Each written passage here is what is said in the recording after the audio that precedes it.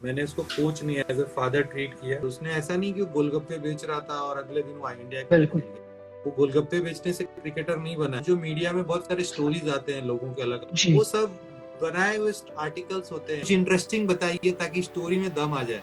आप क्रिकेटर बनना चाहते हो इसका मतलब ये नहीं कि 12 घंटे प्रैक्टिस करोगे या 6 घंटे बिल्कुल। प्रैक्टिस करोगे तो बन जाओगे। मैंने घंटों प्रैक्टिस की, मैं भूखा पेट खेला, मैं लोकल ट्रेन्स में सोया मुंबई में, मेरे पास जब रहने के लिए घर नहीं था।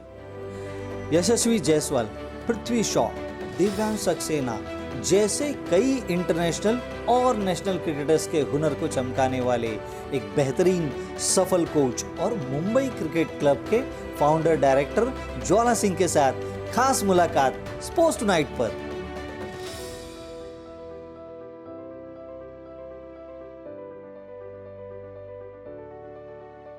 जी सर, और जिस तरीके से मुंबई क्रिकेट क्लब के आप फाउंडर है, डायरेक्टर है, अपने क्लब के बारे में हमारे दर्शकों को कुछ बताइए सर। और देखिए, हमारा जो क्रिकेट क्लब है ये 2002 में मैंने स्टार्ट किया था। आज 9 साल चल रहा है। और जब मैं क्रिकेट खेलता था उस टाइम पे मेरे पास बहुत सारे प्लेयर्स आते थे, मेरे साथ प्रैक्टिस करने के लिए आते थे। तो बस ऐसे ही स्टार्ट कर दिया, कभी सोचा नहीं था कि इतना आगे जाएंगे या इतना इतना इन्वॉल्व होंगे। क्योंकि एट द बिगिनिंग मैं कोच नहीं बनना चाहता था, मुझे कोच बनने में कोई खास इंटरेस्ट नहीं था। I wanted to play cricket. और मेरा दूसरा जो पैशन था वो था इवेंट मैनेजमेंट। तो ओह। शुरू में मैंने स्टार्ट किया क्योंकि बहुत सारे प्लेयर्स आते थे मेरे साथ प्रैक्टिस करने के लिए आते थे। बस ऐसे स्टार्ट हो गया। फिर धीरे धीरे धीरे धीरे बच्चों ने लाइक प्लेयर्स ने बोलना शुरू कर दिया कि हम आपके साथ ही प्रैक्टिस करना चाहते हैं। तो मेरे कोच थे देवाशीष बख्शी सर। उन्होंने मुझे बहुत सपोर्ट किया और because of him I could start my academy. क्योंकि ग्राउंड मिलना मुंबई में सबसे मुश्किल काम है। तो उन्होंने स्पोर्ट्स अथॉरिटी ऑफ इंडिया चलती थी कांदिवली में, तो जी। उन्होंने मुझे हमेशा से इनकरेज किया कि you can become a very good coach. मुझे पता नहीं, हमेशा बोलते थे, लेकिन फिर मुझे लगता था नहीं यार, सब कुछ बन जाऊंगा, कोच नहीं बनूंगा। आई am very very Frank with my opinions. But धीरे धीरे धीरे धीरे डेस्टिनी होती है। आप बोलते हैं ना, जिस काम के लिए आप इस दुनिया में भेजे जाते हो वो काम आपको खींच लेता है कैसे भी करके। बस आपको लगातार अच्छा करते रहना है। तो कुछ प्लेयर्स मेरे पास आए एट द बिगिनिंग और मैंने थोड़ा उनको गाइड कर दिया और रिजल्ट देने लगे। कोई मुंबई जूनियर टीम में सिलेक्ट हो गया, कोई रणजी ट्रॉफी में चला गया। तो जस्ट ऐसे ही चल रहा था सब, कोई सीरियस नहीं था। बट फिर धीरे धीरे जब मैं 2009 में जब मेरे फादर एक्सपायर हो गए तो फिर मुझे लगा कि नहीं अभी, और मैं नहीं, उस टाइम पे काफी परेशानियों से गुजर रहा था। आई डिडंट हैड एनीथिंग, रहने के लिए घर नहीं था, खाने के लिए प्रॉपर डाइट नहीं था। बॉडी ओवर प्रैक्टिस कर करके मैंने अपने बॉडी को इंजर्ड कर दिया था and I was not able to play 100% क्योंकि मेरी सारी बॉडी इंजरी से टूट चुकी थी। शोल्डर में सर्जरी हुआ, नी सर्जरी नहीं किया बट सर्जरी के स्टेज पे था, ग्रोइन या हील में इंजरी हो गई। तो कोई पार्ट बचा नहीं जहाँ पे कोई प्रॉब्लम नहीं था। बट तो मुझे लगा नहीं, अभी लगता है कि यार कुछ और करना पड़ेगा। तो देन आई स्टार्टेड कि अब थोड़ा सीरियस करूं। शुरुआत में बहुत मुश्किल हुआ क्योंकि हर चीज के लिए पैसे चाहिए रहते जो बिल्कुल। मेरे पास थे नहीं। अब फिर भी मैंने बहुत हिम्मत किया, बहुत स्ट्रगल किया, बहुत मुश्किल से चालू किया। फिर करते करते लोग मुझे मिलने लगे, कुछ स्पॉन्सर्स मिलने लगे, कुछ अच्छे पेरेंट्स ने सपोर्ट किया। और I must thanks to mister Lal Bharwani for my career, coaching career. I must thanks to Devashish Bakshi sir और मेरे दोस्त है वसीम जाफर, उन्होंने मुझे बहुत ज़्यादा सपोर्ट किया। I don't have word to say for all these people. और बिकॉज ऑफ दीज गाइज मैं हमेशा मोटिवेटेड रहा और करते रहा। जो भी मुझे ऊपर वाले ने जो मुझे आर्ट दिया था मैं उसको करते रहा। बस एक ही चीज़ था कि मुझे जो भी मैं अपनी ज़िंदगी में काम करता हूँ वो हमेशा पूरे दिल से करता हूँ। और शायद उसका रिजल्ट है कि आज हमारी एकेडमी या मेरा क्लब बहुत अच्छा कर रहा है। यहाँ पे काफ़ी प्लेयर्स अच्छा क्रिकेट खेल रहे हैं, इंडिया के लिए भी जा रहे हैं, आईपीएल के लिए भी जा रहे हैं, रणजी ट्रॉफी में भी खेल रहे हैं, वर्ल्ड कप भी खेल रहे हैं। नॉट ओनली इन इंडिया, हमारा इंग्लैंड में भी अभी सेटअप है। अभी एक प्लेयर है हमारे पास आता है हमजा शेख, वो अंडर 19 वर्ल्ड कप के लिए इंग्लैंड से सिलेक्ट हुआ ओह है। गुड थिंग कि इंग्लैंड से एक लड़का आके हमारे साथ ट्रेनिंग करके आज इंग्लैंड के लिए वर्ल्ड कप खेलेगा, तो मेरे लिए बड़ी बात है। तो ऐसे ही चल रहा है, बस ये जर्नी है, लाइफ एक जर्नी की तरह चल रही है। That's it. जी सर, स्ट्रगल के साथ शुरुआत की आपने और सक्सेस पर आज आप जाकर पहुंचे। एक ऐसी ही सक्सेस कहानी आपके स्टूडेंट यशस्वी जायसवाल की रही। अपने एक स्टूडेंट यशस्वी जायसवाल के बारे में हमें कुछ बताइए सर। बेसिकली जब मैंने उसको देखा था 2013 फर्स्ट मैंने जब उसको देखा था, तो एक बहुत ही कमजोर लड़का था, 12 साल का, 11.5 और वो ऑलमोस्ट गिव अप कर चुका था, क्योंकि वो मुंबई आया था करने और उसके पास भी सिमिलर कंडीशन था, ना उसके पास रहने के लिए घर था, ना उसके पास खाने के लिए पैसे थे, और बेसिकली उसकी इतने कम एज में उसकी फैमिली भी उसके साथ नहीं थी।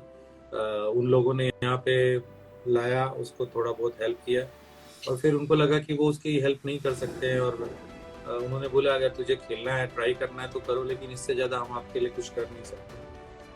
उसके फादर ने भले थोड़े बहुत पैसे भेजे, बट इनफ नहीं थे।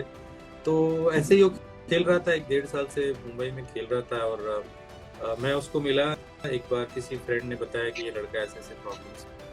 तो 2013 में मैं उसको मिला, और मुझे लगा कि ये लड़का मेरे जैसा ही है, और ये भी इसी तरीके से स्ट्रगल कर रहा है जैसे मैं कर रहा था। तो मुझे लगा कि यस, अगर मैं इसको हेल्प कर दूँ, और इसको अगर मैं थोड़ा सा गाइड कर दूँ और कोच कर दूँ, क्योंकि मेरे साथ सिमिलर चीज़ें हुई थी जब मैं खेल रहा था। मैं भी यूपी से मुंबई आया था क्रिकेटर बनने, और फिर मेरे पास भी वो सारी चीज़ें नहीं थी, तो मैंने उसको वहाँ से उठाया, मैं उसका लीगल गार्डियन बना, मैंने जो भी मेरे से बन पाए, what ever is my control, उसको सब कुछ दिया, और 9 साल वो मेरे साथ रहा। 2013 to 2022 वो मेरे साथ था, और जहाँ से मैं बैठा हूँ ये उसका ही कमरा है, इसी कमरे में वो रहता था। जिसमें अभी मैं बैठ के आपसे बात कर रहा हूँ। तो 9 years वो मेरे साथ रहा, और वहाँ से वो मुंबई खेला, इंडिया अंडर 19 खेला, वर्ल्ड कप खेला, विजय हजारे में खेला, IPL खेला, और अभी इंडिया में भी खेला। तो एज अ कोच मैं हमेशा क्योंकि मैंने उसको कोच नहीं, एज अ फादर ट्रीट किया, फादर कम कोच ट्रीट किया, और एज अ प्लेयर उसने मुझे हमेशा प्राउड फील कराया। तो I always proud on him as a player. उसने बहुत जैसा मैंने उसके ऊपर काम किया, उसने वैसा रिजल्ट दिया। तो I can say yes, he is doing well. Virat Kohli काफी कंसिस्टेंट नजर आ रहे हैं। विराट कोहली के बारे में हमारे दर्शक कुछ सुनना चाहेंगे आपसे। देखिए, विराट कोहली के बारे में क्या बोले हम। अभी मैंने थोड़े दिन पहले विराट कोहली के रूटीन के बारे में किसी से सुना, and I was very surprise कि बंदा कितना डेडिकेटेड है अपने कंसिस्टेंट एफर्ट्स में। देखिए, लाइफ में अगर आपको किसी स्टेज पे पहुंचना है, किसी लेवल पे पहुंचना है, तो सबसे ज़रूरी जो चीज़ है वो है कंसिस्टेंसी। तो कंसिस्टेंसी, जैसे विराट कोहली मतलब कंसिस्टेंसी, यार इतने सेंचुरीज बनाए और नॉट आउट रहते हैं। तो कंसिस्टेंट होने के लिए सबसे पहली जो चीज़ है वो है आपका रूटीन। आप सुबह कितने बजे उठते हो, आप क्या खाते हो, क्या सोचते हो, किन लोगों के साथ रहते हो, अपने आप को कितना पॉजिटिव रखते हो, और कितनी फिटनेस पे ध्यान देते हो। तो विराट कोहली एक एग्जाम्पल है कि वो किस तरीके से उनका फिटनेस रूटीन फॉलो करते हैं, वो डाइट फॉलो करते हैं, प्रैक्टिस करते हैं, और जब वो मैच खेलते हैं, जब वो क्रिकेट खेलते हैं, वो तो अगर आप उनको देखेंगे तो कितने डिसिप्लिन बैटिंग करते हैं। तो उसके वजह से ही मैं वर्ल्ड कप की बात नहीं कर रहा हूँ, मैं लार्ज पिक्चर की बात कर रहा हूँ। Because of that routine Virat Kohli is something, और मुझे लगता है आगे भी वो काफी खेलेंगे, और इस वर्ल्ड कप में क्या, हर वर्ल्ड कप में उन्होंने परफॉर्म किया है। आप अपने क्लब के थ्रू सर, और अपने जो स्टूडेंट्स हैं, आपके जो स्टूडेंट्स हैं, उनकी कुछ कहानी अगर आप हमारे साथ शेयर करें तो हमारे दर्शकों को सुनना पसंद आएगा। मैं दर्शकों को, क्योंकि मुझे बहुत सारे क्रिकेटर्स ही फॉलो करते हैं, तो मैं हमेशा से बोलता हूँ कि अपनी खुद की स्टोरी बनाओ, और अपनी खुद की स्टोरी से इंस्पायर हो। क्योंकि बहुत बार क्या होता है ना कि हम किसी एक को रोल मॉडल बना लेते हैं XYZ, और हम उसको जानते भी नहीं। हम मीडिया के थ्रू उनके हाँ। बारे में उनकी कहानियां सुन के हम उसको सच मान लेते हैं।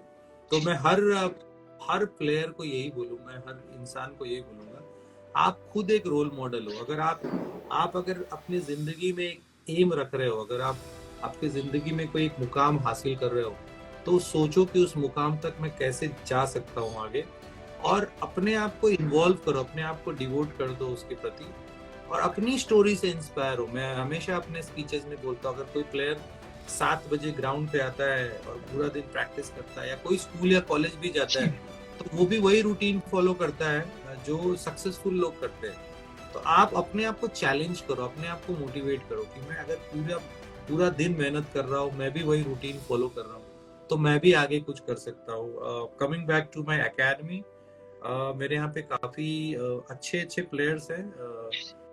आई थिंक अभी दिव्यांश सक्सेना एक प्लेयर है जो जी सर जी, काफी प्लेड बिल्कुल।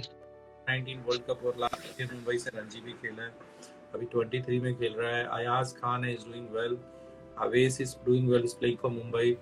और मैं कुछ नाम ले रहा हूँ क्योंकि थोड़ा स्टेट वगैरह खेल रहे, there are so many players, those are doing, सब अच्छा कर रहे हैं। बट अगेन जितने भी लोग मुझे अभी सुन रहे हैं, मैं एक चीज और इसमें ऐड करूंगा कि आई थिंक क्रिकेट को क्रिकेट की जगह पे रखो, क्योंकि मैं आजकल देखता हूँ कि जब से ये सोशल मीडिया आया है, वो बहुत सारे मोटिवेशनल वीडियोस बनाते हैं लोग बहुत सारे यूट्यूब पे वीडियोस देखते हैं, आर्टिकल्स पढ़ते हैं। तो मुझे लगता है कि क्रिकेट जिंदगी का हिस्सा है, क्रिकेट जिंदगी नहीं है। तो आप जो भी लोग क्रिकेट खेलते हैं ना, आप अपने एक अच्छे रूटीन फॉलो करिए, एंड डोंट बिकम मैड, एकदम से पागलपन नहीं होना चाहिए।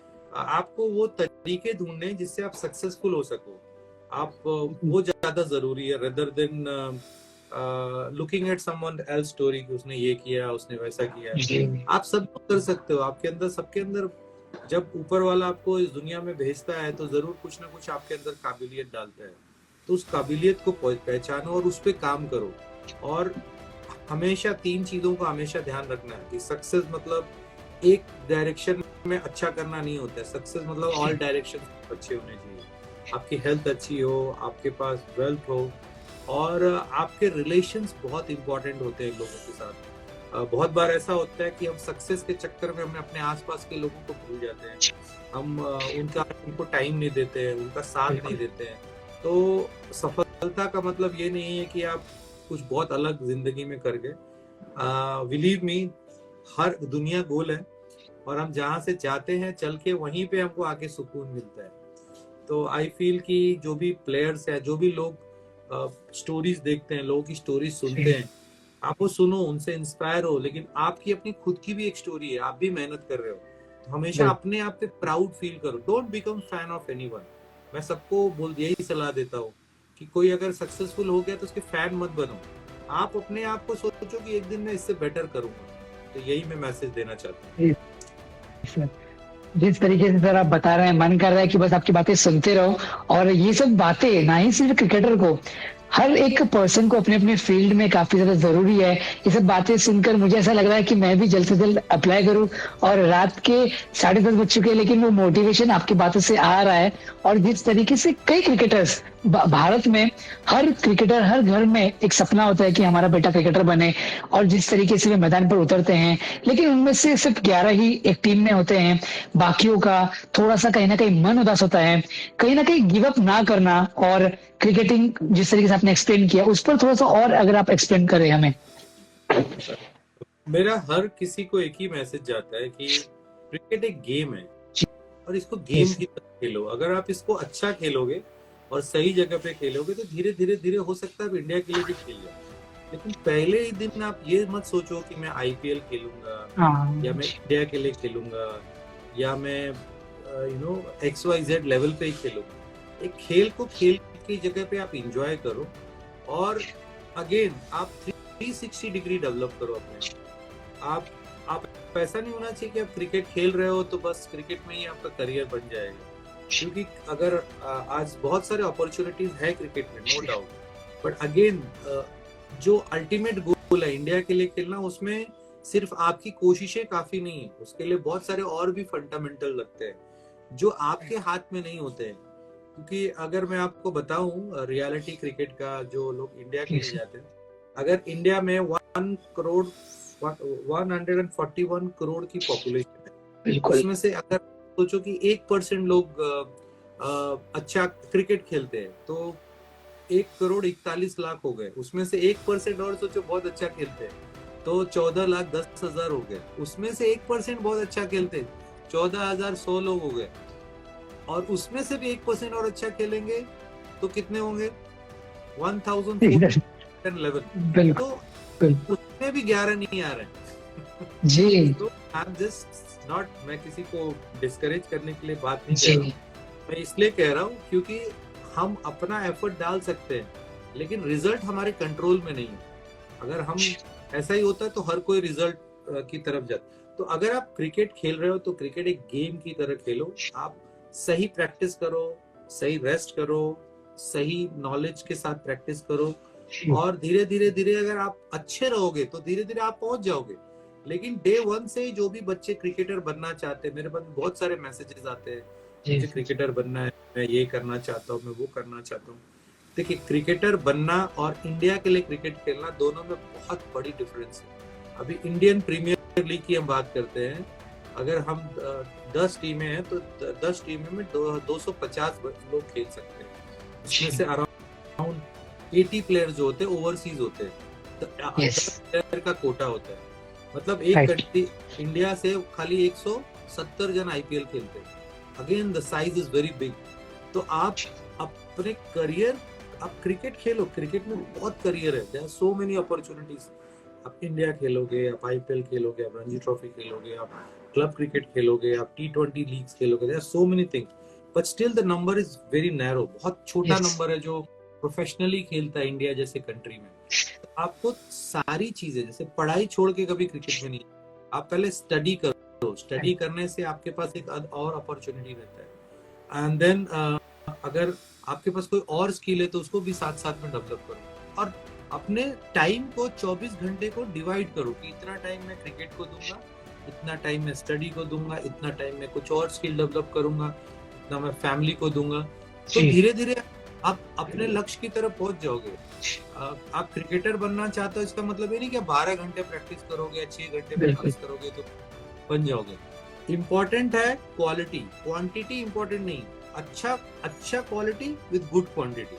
तो 3 से 4 घंटे अगर दिन में आप प्रैक्टिस करते हो, या बहुत ज्यादा से 5 घंटे करते हो, that's very very good quantity, and with quality you can achieve. और हमेशा बुक पढ़ने की आदत डालो, अच्छे बुक्स पढ़ो। जी सर। और सर, जिस तरीके से फिजिकल ट्रेनिंग के साथ खिलाड़ियों को, क्रिकेटर्स को मेंटल ट्रेनिंग की कितनी आवश्यकता है आज के समय में क्रिकेट में? आई फील अभी आजकल का जो जनरेशन है बेसिकली मेंटली ज्यादा परेशान है, क्योंकि इनके बहुत ज्यादा ऑप्शंस है। जब जिंदगी में ज्यादा ऑप्शंस होता है तो सबसे ज्यादा प्रॉब्लम तभी आता है। तो ऑप्शंस मतलब टू मच ऑफ नॉलेज। अगर आप YouTube पे जाओगे तो आजकल हर कोई कुछ ना कुछ ज्ञान दे रहा है, तो ज्ञान खुद कर रहा है कि नहीं कर रहा है, बट वो दे जरूर रहा है। तो इतने ज्यादा लोग ज्ञान देने वाले हो गए कि रियल ज्ञान क्या होता है, मतलब ढूंढना पड़ता है कि सही प्रैक्टिस क्या है, सही चीज क्या है। क्योंकि लोग एक दूसरे के वीडियोस बना के डाल देते हैं बिना कोई रिसर्च के। और क्रिकेट एक ऐसी चीज है जिसमें हर प्लेयर का स्टाइल अलग है, उसका सोचना अलग है, उसकी जर्नी अलग है, तो एक दूसरे से कभी कंपेयर नहीं कर सकते। तो बेसिकली मेंटल टफनेस बहुत इंपॉर्टेंट है, क्योंकि मैं जब प्लेयर्स को कुछ भी सिखाता हूँ या बोलता हूँ तो ज्यादातर प्लेयर है ना, हमेशा रिजल्ट्स के बारे में सोचते हैं, हमेशा से कि मैं ये मैच के पहले जाएंगे तो सोचेंगे लास्ट में क्या होगा, और मैच खत्म होने के बाद सोचेंगे कल का मैच में क्या होगा। सो बेसिकली मेंटल ट्रेनिंग यही है कि being in present and follow the right process. Right process आपको एक अच्छा कोच ही बता सकता। तो मेरे हिसाब से जो मेंटल ट्रेनिंग है वो बहुत इम्पोर्टेंट है। और क्योंकि क्रिकेट में या लाइफ में ज्यादातर हमको फेलियर मिलता है, सक्सेस थोड़ा मिलता है। अगर आप पूरे साल प्रैक्टिस करोगे तो मे बी स्कोर 600-700, बहुत अच्छे बैट्समैन हो तो सक्सेस आपको 5-6 मैच में ही मिला या 10 मैच में मिला। तो फेलियर्स, पहले चीज आप फेलियर एक्सेप्ट करना सीखो। अगर आप फेल होते हैं ना तो उस पर सोचो कि आज मैं इसमें और बेटर क्या कर सकता था। जो अच्छा हो गया वो तो हो गया, वो तो आपके बैग में आ गया। But make sure you are ready to be fail. जो भी आदमी अच्छा कुछ भी करता है अपनी लाइफ, उसको पहले फेल होने के लिए रेडी होना पड़ेगा, क्योंकि वहीं से उसकी लर्निंग होगी। जी सर, बिल्कुल। और जिस तरीके से सर आपके पास कई सारे स्टूडेंट्स आते होंगे ट्रेनिंग के लिए, कई पेरेंट्स आते होंगे, कोई फनी किस्सा अगर आपके पास है ऐसा कोई on the field, of the field, जो आप हमारे साथ शेयर करना चाहे? फनी तो बहुत सारे हैं, लेकिन आजकल बहुत सारे बच्चे, मैं सबसे ये बोलना चाहूंगा कि बहुत सारे बच्चे बिना अपने पेरेंट्स से बात किए हमारे पास आ जाते हैं और दे फील कि हमारे यहाँ पे सब कुछ फ्री मिलता है। तो ऐसा नहीं है, हम सबको फ्री में नहीं दे सकते। मुझे गवर्नमेंट कोई सपोर्ट नहीं करती है। और मैं जब कोचिंग स्टार्ट किया था तो मुझे लगता था कि मैं जब कोई बड़ा प्लेयर बना दूंगा तो मुझे बहुत सारा सपोर्ट मिलेगा। I don't have any support from any organization, any government. और इसीलिए हम बहुत कम बच्चों को फ्री कोचिंग देते हैं, और देते हैं, ऐसा नहीं है नहीं देते। और बहुत सारे बच्चे ऐसे आ जाते हैं जो बोलते हैं हमको रहना भी फ्री में चाहिए, हमको खाना भी फ्री में चाहिए। और आपने जैसे यशस्वी को किया या इसको किया उसका किया, वो मेरा एक दौर था और अब वो दौर नहीं। सो बेसिकली हम लोग करते हैं, बहुत सारे बच्चों के लिए किया है, बट वो एक लिमिट तक पॉसिबल है। तो और वो सबके लिए नहीं कर सकते हम लोग। तो बहुत फनी यही होता है कि बच्चे बहुत दूर से अपना सामान लेके आ जाते हैं और बोलते हैं हमको यहीं रहना है, यहीं खाना है, और हमको आपसे ही सीखना है और आपके यहाँ करना है। तो सी आई एम आल्सो ह्यूमन, मैं भी एक इंसान हूँ, मुझे भी जरूरतें हैं, मुझे भी चीजें लगती है। तो at a time I did lot of charity, अभी भी करता हूँ। लेकिन ऐसे नहीं होता है कोई भी कहीं से भी आ जाएगा without any talent, without any proper ability, और हम उनको करेंगे। तो बहुत बार ऐसा होता है कि मेरे यहाँ पे लोग आते हैं और उनको फिर हम लोग उनका रिटर्न टिकट बुक करते हैं, उनको घर पे भेजते हैं। सो थोड़ा सा ये। एंड सेकेंडरी, मुझे बहुत सिंपैथी है ऐसे बच्चों से जो बहुत दूर से आते हैं। बट बिलीव मी, आप अगर 18, 19, 20 की एज में मुंबई आओगे और कोई भी एकेडमी में ज्वाइन करोगे तो इट्स नॉट पॉसिबल बेटा, ऐसा पॉसिबल नहीं आपको मैं बोल रहा हूँ। तो अगर आप राइट एज में आ गए, 12 साल में आ गए, 13 साल में, तो वहाँ अगर आपके पास टैलेंट है तो we can really help, but not free coaching के बाद। लाइक फ्री कोचिंग दे सकते हैं कुछ अगर टैलेंटेड बच्चे, बट रहना खाना ये सब चीजें हम मैनेज नहीं कर सकते। Yes sir. और सर जिस तरीके से एक प्लेयर जब इंजर्ड होने के बाद वापस मैदान पर आता है, अगर हम केएल राहुल की बात करें, एशिया कप में वे वापस आए, इस विश्व कप में भी हमने देखा केन विलियमसन इंजर्ड थे, केवल 3 मुकाबले खेले उन्होंने, लेकिन 2 50s बनाए। इंजर्ड होने के बावजूद मैदान पर आना, उसके बाद कितना डिफिकल्ट होता है वो रिहैब प्रोसेस। वेल यही मैंने बताया कि अगर आपको सक्सेसफुल होना है तो पहले आप फेलियर को एक्सेप्ट करो, अपने डिसअपॉइंटमेंट को एक्सेप्ट करो। तो मुझे लगता है कि जिस तरीके से आपने केएल का बात किया, काफी दिन से नहीं खेले उन्होंने, जी सर, आईपीएल भी मिस किया, आई एम नॉट श्योर, शायद वो नहीं खेले थे, आईपीएल मिस किया, उसके बाद वो रिहैब किया उन्होंने, और कमबैक इनिंग था, बहुत प्रेशर था क्योंकि बहुत सारे यंगस्टर्स परफॉर्म कर रहे थे, ईशान किशन परफॉर्म कर रहे थे, और यशस्वी ने भी रन बनाए। तो काफी प्रेशर था उनके ऊपर कि अगर मैं कमबैक इनिंग अगर मेरी अच्छी नहीं जाएगी तो कहीं ना कहीं टीम में जगह नहीं बनेगी। तो आई थिंक जब भी कोई प्लेयर फेलियर से गुजरता है तो वो मेंटली बहुत स्ट्रांग हो जाता है, और उसको जो प्रेजेंट में क्या करना चाहिए ना वो बहुत अच्छे तरीके से करता है। तो मे बी केएल राहुल काफी साल से इंडिया के लिए खेल रहे हैं, तो बहुत ही कूल कैरेक्टर है। मैंने जैसे बताया न्यूजीलैंड कंट्री ही वैसी है। तो ये सारे लोगों ने अपनी जिंदगी में बहुत क्रिकेट खेला है, मेंटली बहुत स्ट्रांग है, फिजिकली स्ट्रांग है, तो इनको बाउंस बैक करने में ज्यादा वक्त नहीं लगता है। जी सर। और सर एज अ कोच, जब आपके स्टूडेंट यशस्वी जायसवाल और अन्य खिलाड़ी जब बड़े प्लेटफॉर्म पर रिप्रेजेंट करते हैं, वो भी फर्स्ट टाइम जब उन्होंने एक बड़े प्लेटफॉर्म पर रिप्रेजेंट किया और आपने टीवी पर जब देखा होगा, तो वो फीलिंग कैसी थी सर? उस एक्सपीरियंस के बारे में हमें कुछ बताइए। अभी आजकल थोड़ा अलग हो गया। अगर आप पहले बात करेंगे तो टीवी पे शायद जब लोग इंडिया खेलते थे तभी आते थे जी। अब टीवी बहुत ही कॉमन प्लेटफॉर्म हो गया है। इट्स नॉट कि जैसे हम लोग जब खेलते थे तो हमको तो टीवी पे आना मतलब हमारे लिए एक सपने जैसा था। आज जब से डिजिटल वर्ल्ड हो गया और जब से ये आईपीएल आ गया है और डोमेस्टिक क्रिकेट भी लाइव आने लगा है, तो एक आदत सी पड़ जाती है प्लेयर्स को देखने के लिए। और मुझे लगता है फर्स्ट टाइम मैं यशस्वी को जब वो मुंबई T20 लीग खेल रहा था तब मैंने उसको जी। देखा था। तो वो दिन मुझे याद है कि मैं देख रहा था उसका मैच, क्योंकि तब जस्ट मुंबई अंडर 19 खेला था। 2018 की बात है ये, यस 18 मार्च 18 की बात है। तो मुझे थोड़ा मजा आया था देख के। और बाकी आई थिंक और भी बहुत सारे प्लेयर्स हैं, जैसे पृथ्वी अंडर यस 19 वर्ल्ड कप में खेला था फर्स्ट टाइम, जब उसका टीवी ने दिलीप ट्रॉफी खेला था, राइट, दिलीप ट्रॉफी जी। में उसको लखनऊ में हो रहा था। तो अच्छा लगता है, लेकिन अब धीरे धीरे वो कॉमन हो जाता है, वो चीजें आदती हो जाते हैं आजकल यूट्यूब लाइव से, तो ऐसा कोई ज्यादा फर्क नहीं पड़ता है। यस और मैं कुछ ज्यादा मैचेस देखता नहीं हूँ क्योंकि मेरे पास टाइम नहीं होता मैचेस, बिल्कुल। बिकॉज मुझे नेक्स्ट जनरेशन के ऊपर काम करना है जो आगे खेलने वाले हैं। और मैं जब भी कोई मैच देखता हूँ तो I am very sorry to say कि मैं ज्यादा स्कोर पे ध्यान नहीं देता हूँ। मैं देखता हूँ कि वो प्लेयर कैसे खेल रहा है, वो कैसे, उसका फुटवर्क क्या है, बिल्कुल। कैसे शॉट्स खेल रहा है, उसका बॉडी बैलेंस क्या है, कौन से सिचुएशन में क्या कर रहा है, वो मेरे काम का होता है। तो मेरे लिए लर्निंग है जो भी मैच होते हैं। और सर जिस तरीके से पृथ्वी शॉ की अगर हम बात करें, स्कूल क्रिकेट से उन्होंने एक रिकॉर्ड इतिहास बनाते रहे और आज बड़े प्लेटफॉर्म पे भारतीय टीम को रिप्रेजेंट कर रहे हैं, उनके सफर के बारे में हमें कुछ बताइए। देखिए पृथ्वी मेरे पास 2015 में आया था, जी। और इसके पहले वो और भी कोचिंग में जाता था, जी। करता था। 2015 में मेरी उससे मैं जानता उसको पहले से था, जी। बट 2015 में ही स्टार्टेड कमिंग टू मी। और उस टाइम पे वो अंडर 16 मुंबई की टीम में नहीं खेल रहा था, तो ऑल ऑफ सडन मैंने उसके फादर से पूछ लिया, फिर वहाँ से वो स्टार्ट कर दिया मेरे पास आना। और उसके बाद वहाँ से वर्ल्ड कप खेला, फिर इंडिया के लिए गया।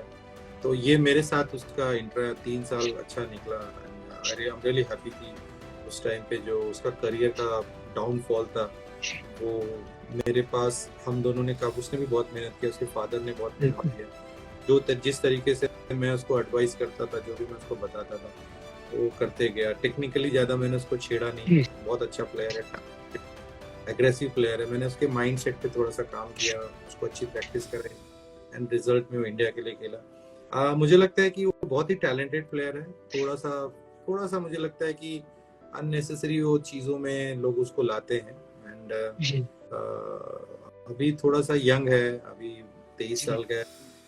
मुझे लगता है कि अगर वो थोड़ा सा अपने आप को और मोल्ड कर लेगा, जैसे वो बैटिंग करता है तो कभी कभी एक ही फ्लो में खेलता है, अगर वो थोड़ा सा अच्छे बॉलर को थोड़ा टाइम ले लेगा तो वो मुझे लगता है इस जो करंट इंडिया के जो ओपनर्स हैं, he is one of the best. Sir एक संदेश अगर आप देना चाहें आने वाली पीढ़ी को, क्रिकेटर को जो क्रिकेटर बनने का सपना रखते हैं, एक मैसेज बहुत ही सिंपल है कि क्रिकेट हमारी जिंदगी का हिस्सा है। क्योंकि मेरे पास बहुत सारे बच्चे आते हैं, आप अपने माँ बाप को देखो कि आपके माँ बाप कौन सी परिस्थिति में है। और मैं हमेशा आपको बोलूंगा, क्योंकि मैंने अपने फादर को मिस किया। मैं 1995 में मुंबई आया और 2009 में मेरे फादर एक्सपायर हो गए, और मैं आज भी मिस करता हूँ क्योंकि मेरे जिंदगी का जो सबसे अच्छा वाला हिस्सा था और मैं अपने फादर से बहुत प्यार करता था, वो मैं उनके साथ नहीं जी पाया। तो क्रिकेट तो आप खेलोगे, क्रिकेट एक गेम है, मैंने बार बार बताया, गेम है, लेकिन मुझे लगता है उससे ज्यादा जरूरी है आपके आसपास के लोग। आप सक्सेसफुल बन जाओगे, सक्सेसफुल बनना कोई बहुत मुश्किल काम नहीं है। कोई भी एक काम, अगर आप क्रिकेट खेलते हो तो क्रिकेट दिल से खेलो, मेहनत से खेलो। लेकिन मुझे लगता है कि जो आपका परिवार है उसको देखो, पहले उसको संभालो, उनके साथ टाइम स्पेंड करो, क्योंकि वक्त जाने के बाद फिर ये चीजें रियलाइज होती हैं। तो और अपने टैलेंट को भी पहचानो। एक हर इंसान के अंदर ऊपर वाला एक कोई ना कोई टैलेंट देता है। मैं क्रिकेट कोच होके मैं ऐसी बातें कर रहा हूँ क्योंकि मैंने उसके बहुत आगे की जिंदगी देखी है। बिल्कुल सर। कि बहुत अचीव करने के बाद भी लगता है कि यार कहीं ना कहीं कुछ खाली है। We missed our parents, we missed our brothers, we missed the festival. तो मुझे लगता है कि आप क्रिकेट खेलो क्योंकि क्रिकेट आपका पैशन है, लेकिन साथ ही साथ आसपास की जो चीजें हैं उसको भी ध्यान दो। एंड कोई भी चीज पागल होने से नहीं होता है, कोई भी चीज सही तरीके से करने से होता है। तो राइट मेथड से करो and always respect your family, always respect your father, your mother, और साथ ही साथ रिस्पेक्ट योर कोचेस। बहुत बार ऐसा होता है कि एक कोच के पास आप, मेरे पास भी बहुत सारे स्टूडेंट्स आते हैं, मैं उनको बोलता हूँ कि आप इधर आओ, लेकिन अपना जिस कोचिंग से आप आ रहे हो, जिस कोच से आप आ रहे हो, उसको जरूर रिस्पेक्ट दो क्योंकि उसने भी आपको वक्त दिया है। कोचिंग करना बहुत डिफिकल्ट जॉब है। सुबह 5 बजे उठना पड़ता है, रात को 10 बजे सोना पड़ता है, आप अपने फैमिली से दूर होता है। कोच की बात करो, फैमिली से दूर होता है, बच्चों से दूर होता है, और ये धूप में ना लोग काले हो जाते हैं, स्किन जल जाता है जो। और कोचिंग में उतना पेड भी नहीं है, सारे कोचेस इतना अर्निंग्स भी नहीं है, तो उनकी जो फैमिली लाइफ होती है बहुत अच्छी नहीं होती है। तो मैं यही बताता हूँ कि आप अपने आसपास के लोग, जैसे बेसिकली आपका कोई भी जो भी कोच है जो आप पे काम कर, उसका टेक केयर करो, उसको रिस्पेक्ट दो। भले आप कहीं भी पहुंच जाओ, जब भी कोई प्लेयर खेलता है तो एक कोच के पास कभी नहीं रहता, अलग अलग कोचेस से गुजरता है। उनका कोच होगा, उसके बाद कॉलेज का कोच होगा, स्टेट का कोच होगा, लेकिन जो लोग बचपन में आपके साथ थे, जिनके साथ आपने सपने देखे थे, उनके पास हमेशा रहो, उनके साथ बने रहो।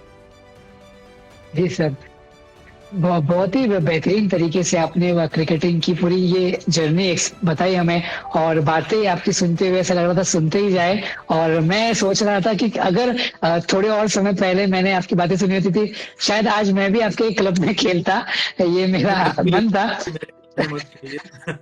आप अपने टैलेंट को, जी सर, एक चीज देखिए, दुनिया में ना बैलेंस ऑफ नेचर इसको बोलते हैं कि नेचर का एक बैलेंस है। हर कोई फुटबॉलर भी नहीं बन सकता है, हर कोई क्रिकेटर भी नहीं बन सकता है, हर कोई पॉलिटिशियन भी नहीं बन सकता है। तो क्रिकेट खेलो गेम की तरह और अपने अंदर के टैलेंट को पहचानो, क्योंकि मैं बता रहा हूँ कि मैं बहुत बहुत मेहनत किया as a player. I don't think कि मैंने जो मेहनत किया कोई सोच सकता है। मैंने घंटों प्रैक्टिस की, मैं भूखा पेट खेला, मैं लोकल ट्रेन्स में सोया मुंबई में, मेरे पास जब रहने के लिए घर नहीं था। तो मैंने क्रिकेट खेलने के लिए मेहनत की थी, मैं कोच बनने के लिए मेहनत नहीं किया था। बट एनीवेज मुझे वो चीज मेरे कोचिंग में काम आई, जो आज मैं मेंटली स्ट्रांग हूँ, आपसे इतनी बातें कर पा रहा हूँ। और क्रिकेटर बनने के लिए आज के जमाने में बहुत फैसिलिटीज चाहिए। आपके पास अच्छा घर चाहिए, ड्रेस चाहिए, खाना चाहिए, बैट चाहिए, किट चाहिए। आपको बेसिकली जब तक कोई आपके पीछे नहीं पड़ेगा, बहुत बड़ा इन्वेस्टमेंट चाहिए क्रिकेट के लिए। Cricket is a very expensive game, इसमें कोई भी चीज मतलब सो कॉम्पिटिटिव है। तो कोई भी, अगर आपको क्रिकेटर बनना है तो कोई ऐसे रास्ते पे सो के नहीं खेल सकते, मुझे पता है, मैंने भी साथ किया है।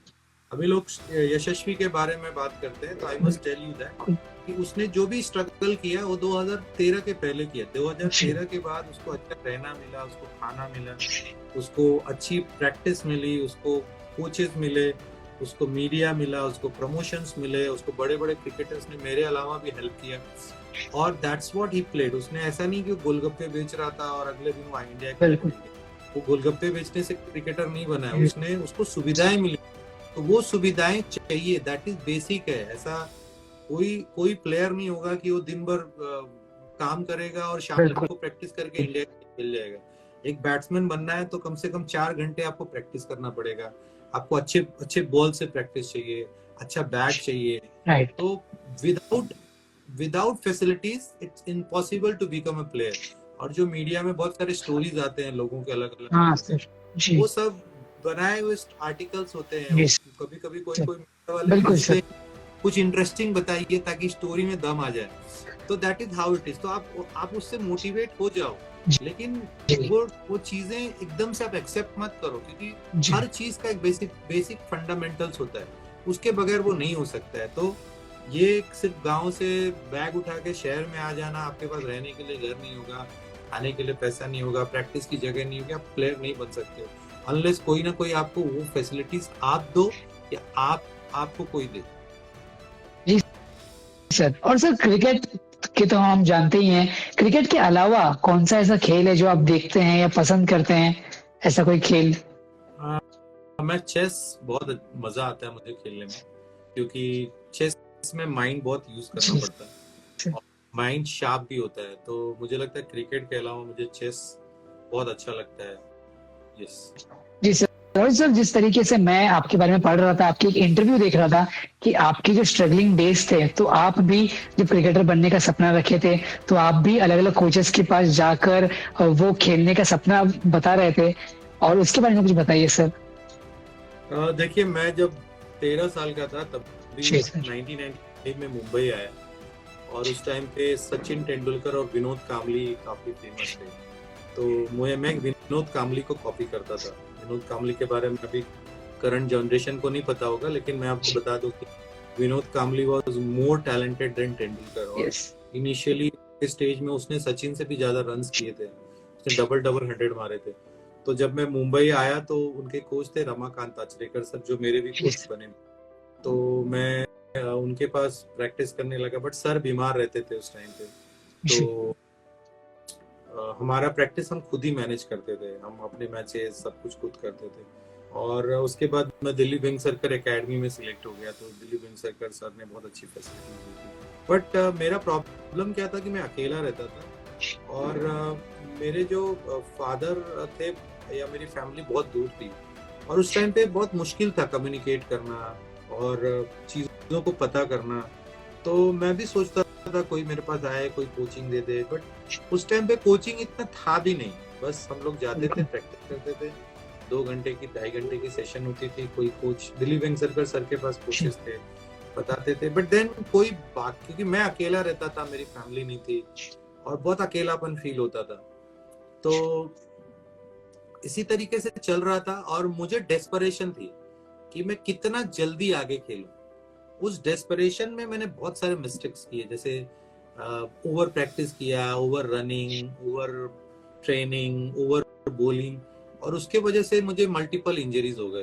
तो मुझे लगता है कहीं ना कहीं मुझे कोई अच्छा अगर गाइड करने वाला उस टाइम मिल गया होता, तो मेरा जो एनर्जी है ना और बेहतर तरीके से चैनलाइज होता, और मैं खेला, अच्छा क्रिकेट खेला, आई प्लेड स्कूल क्रिकेट खेला, कॉलेज क्रिकेट खेला, मुंबई की जूनियर टीम में सिलेक्ट हुआ, खेला, महाराष्ट्र के लिए खेला, इंडिया अंडर-17 के लिए सिलेक्ट हुआ, फिर अलग अलग स्टेट्स के लिए जाके खेला। तो मैंने अपने दम पे जो भी कर पाया अपनी मेहनत पे किया, बट अगेन मैंने बताया कि मैंने अपनी एनर्जी को ना ठीक से चैनलाइज नहीं किया, because I didn't have any good coach. तो वो एक टाइम था, but I am very happy, मुझे बहुत खुशी है कि मैं नहीं खेल पाया इंडिया के लिए। अभी मैं आपको बोलता हूँ, अगर मैं शायद खेल लिया होता तो शायद ये जो बेहतरीन मौका मुझे ऊपर वाले ने दिया है, शायद वो नहीं कर पाता। मोर हैप्पी जो मैं कर रहा हूँ, क्योंकि जो मेरे हाथ में था वो मैंने सब कुछ किया, और I am the person, I always feel कि रिग्रेट कभी भी जिंदगी में करना नहीं चाहिए। जो हो गया हो गया, आपने किया था वो, उस टाइम आपका बेस्ट डिसीजन था, आपने लिया, और आप जो कर रहे हो वो आपका प्रेजेंट है, इसको आप बेहतरीन तरीके से करो। तो जो हो गया, and I am very very happy कि मैं आज जो भी कर रहा हूँ, शायद मैं प्लेयर से भी बेहतर काम कर रहा हूँ। प्लेयर बहुत सारे प्लेयर्स इंडिया के लिए खेल जाते हैं, बहुत कुछ कर जाते हैं, लेकिन वो अपने नेक्स्ट जनरेशन के लिए कुछ भी नहीं करते हैं। तो मुझे लगता है कि मैं उससे बेटर कुछ कर सकता हूँ, और मेरा करियर और भी लंबा है। जी सर बहुत बहुत शुक्रिया सर, आप हमारे साथ जुड़े, और हम काफी ज्यादा ग्रेटफुल है कि हमारे पास आज मुंबई क्रिकेट के पास देश भर में विदेशों से जिस तरीके से खिलाड़ी आ रहे हैं, हमारे पास आप जैसे क्रिकेट कोच है जो न्यू जनरेशन को शेप कर रहे हैं एक प्रॉपर गाइडेंस के साथ। आज आपके साथ बातचीत हुई, बहुत सारी लाइफ लेसन सीखने मिली, और मैं आशा करूंगा कि हमारे सारे ही दर्शकों ने ये सेशन एंजॉय किया होगा। एक बेहतरीन सेशन था सर आपके साथ। मैं आपको दीपावली की शुभकामनाएं देता हूँ, और जल्दी आपके साथ मुलाकात होगी एक नए प्लेटफॉर्म पर। तब तक के लिए शुक्रिया सर, बहुत मजा आया आपके साथ बात करके आज। धन्यवाद आप सबको, और जितने भी लोगों ने वीडियो देखा उसको भी धन्यवाद। आप लोग दिवाली को अच्छे से मनाइए। Have a wonderful time. Thank you.